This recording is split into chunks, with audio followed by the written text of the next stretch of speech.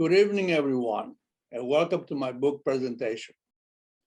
First, I would like to thank two ladies, Julie Chapa and Erica Long, for the hard work preparing this event and allow me to tell my story through this great library of Round Rock, Texas. I also would be remiss if I did not mention the person who helped me write and publish my book, Growing Up Under the Nazi Boot, Serena Gwynn. Thank you, Serena. And thank you all very much. This evening, I'm here to tell you my life story, a story that I wanted to write and tell the world the day I arrived in this great country in 1956. But before I could do that, I had to learn to write and speak my new country's language, English. And as you can tell, I still have a problem with it. A story about a young child born in a small village not far from the historic city of Sparta, Greece, in a poor but loving family, and grew up during the cruel and brutal Nazi occupation, followed by another catastrophic war, the Greek Civil War. A story about human fortitude for survival and love of life after living through an unimaginable and indescribable life full of fear, of death, hunger, and desperation, and survived to live a different kind of life, a life full of hope and achievements. I was one of the fortunate ones to immigrate to America and live the American dream. My book is about two halves of my life story. One about my harrowing childhood life in Greece, growing up under the Nazi occupation and the Greek Civil War. The other one in America, full of opportunities, hope, and accomplishments. A short narrative of my childhood life. I was born in a small village near the historic city of Sparta, named Restina, in a poor but loving family. I grew up during the barbaric and civil Nazi occupation, followed by a horrific, long and bitter civil war. A harrowing childhood story. This is my village, Restina, where I was born and raised. It shows the road to Sparta and Athens, with Mount Taygetos in the background. Here I am, an 8-year-old kid during the occupation, asking my mother, who are these barbarians? And this was my Greek ID card. I was not a happy teen. This huge mule was sent to us by my uncle from America after the Civil War to help us cultivate our farms and feed our family. We named him Truman to honor President Truman for saving our country from communism. That's me and Truman just before I left for America. In October 28, 1940, Mussolini invaded Greece through the Albanian border. The Greeks pushed his army back into Albania, a devastating blow to his expansion plans. Parading with his new partner Hitler and inspecting his troops before the invasion, then Hitler invaded Greece and the Italians became one of the three occupiers. In 1941, the Nazis invaded and occupied Greece for 4 long years of brutal tyranny and untold suffering for the Greek people. It is estimated that Greece suffered over 300,000 deaths during the Nazi occupation from famine, malnutrition, and over 70,000 executions. So what was life like in Greece right before the Nazis invaded? And in particular, what was your life like? Great question. My life before the invasion, it was a normal life like any other young kid, playing soccer every day and chasing birds and love life. A normal life of a kid life those days. And you were 5 when the Nazis I was invaded? 5 years old when the invasion occurred, and I witnessed the trucks full of German troops arriving in the platea, in the square of my village. The Nazis raising the swastika flag on the Acropolis, the most sacred landmark of the Greek people, an infamous day for Greece. A map of the triple occupation of Greece, the Germans, Italians, and Bulgarians.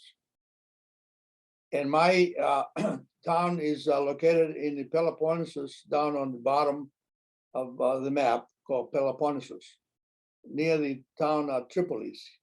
Yeah, right there.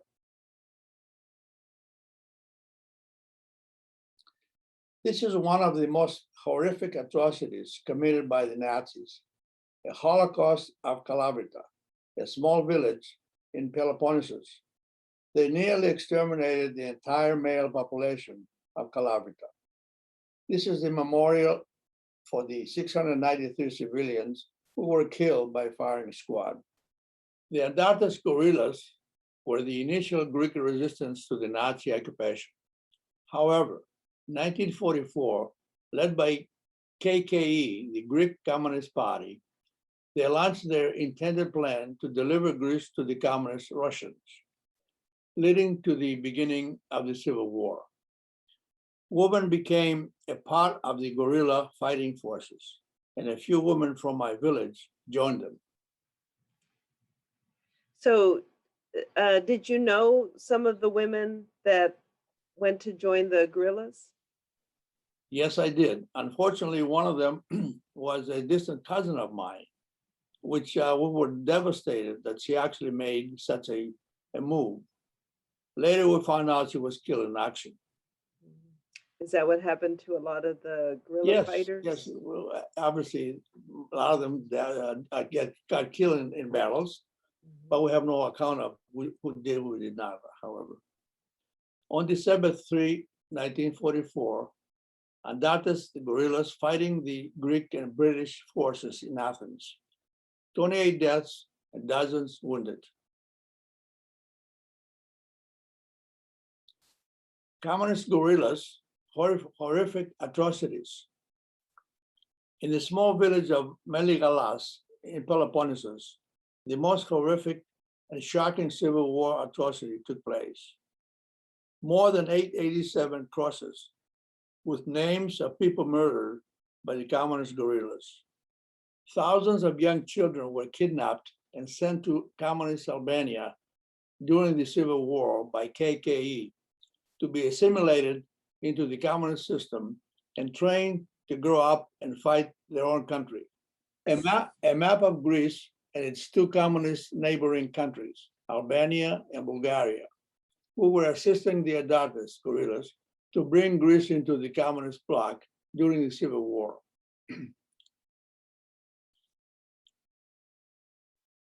Now moving on to the second half of my life in America.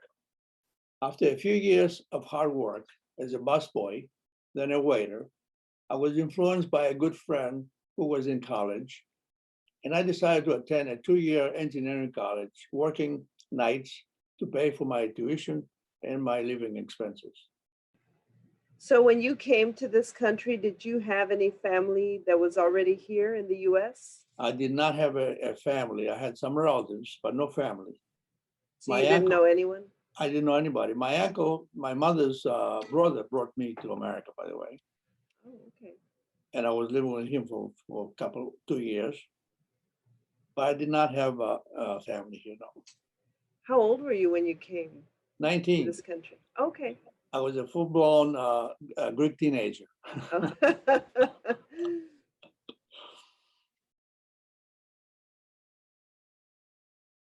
In 1961, I graduated from college, and 3 close friends and relatives attended my graduation.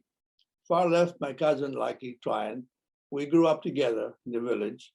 My best friend and motivator, George Lombrow, and my aunt, Olga. After graduation, I was drafted into the US Army. but I joined the U.S. Air Force instead, and proudly served my new country. Love at first sight with my beautiful wife, Katie, that I met through a college friend who happened to be a cousin, Katie's cousin. A true love story told in my book. So Katie was from the United States. Is that Yes, correct? Gary was born in a Greek family in the United States. Yes. Okay. So I'm sure you had a lot of.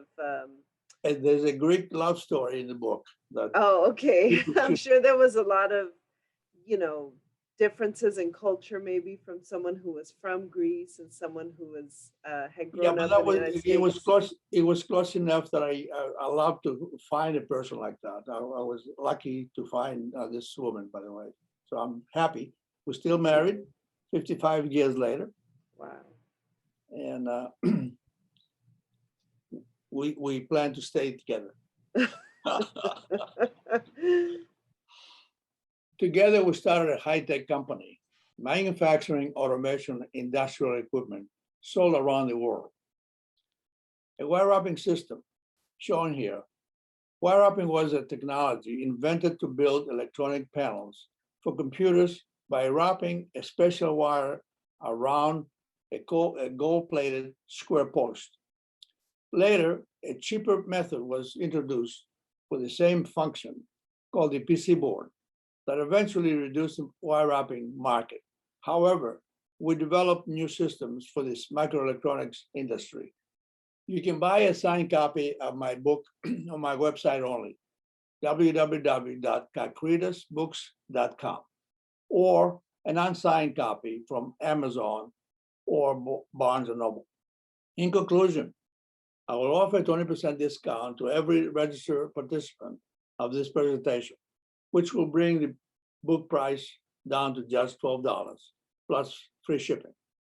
Now I will be happy to take your questions.